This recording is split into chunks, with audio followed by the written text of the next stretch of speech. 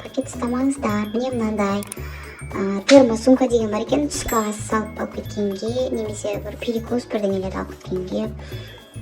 Термосумка ішінде фольгасы бар, жылу шығармай тұрады, тігістері өте сапалы, сыртында қалташасы бар, мысалы бірдеңе карточка, телефон бірдеңе салып қойғанға.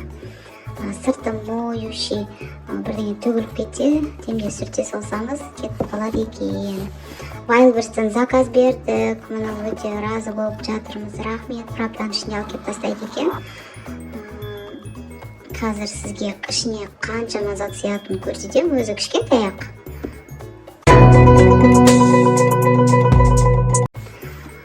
Ішінде мысалы мына ыдысқа 200 грамм салат салып беріп жіберемін жолдасыма түскі асқа.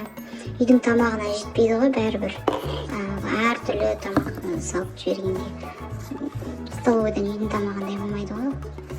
Мына ыдысқа мысалы 600 грамм первый немесе второй салып беріп жіберемін. Және мына ыдысқа ішінде қазір осы ішіндегі мына ыдысқа 500 грамм тамақ сияды. Мысалы первый, второй және салатын салып беріп жіберемін. Тағы қасына нан, самсасын салатын орын қалады. Бізге өте ұнады. Бұрын неше түрлі сумкалар сатып алатын едік, ыңғайсыз болатын.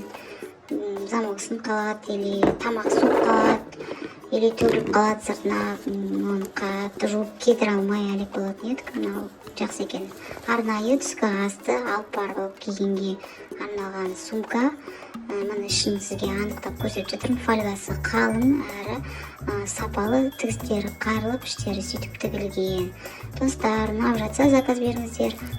Егер қалай біреулер аламын деп жатса, онда мен қай жерден алдым, астына жаза кетем. Заказ берсеңіздер болады, тоже қаласаңыздар. Бұрыннан бері неге білмеген осындай сумка бар екен. Вообще күшті екен. Жып-жылы болып тұрады тамақ ішінде.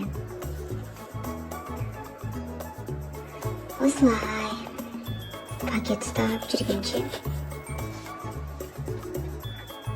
Өзі кішкентай болып көрінгенмен походқа бір жаққа барсаңыздар, мысалы алып шықсаңыздар болады.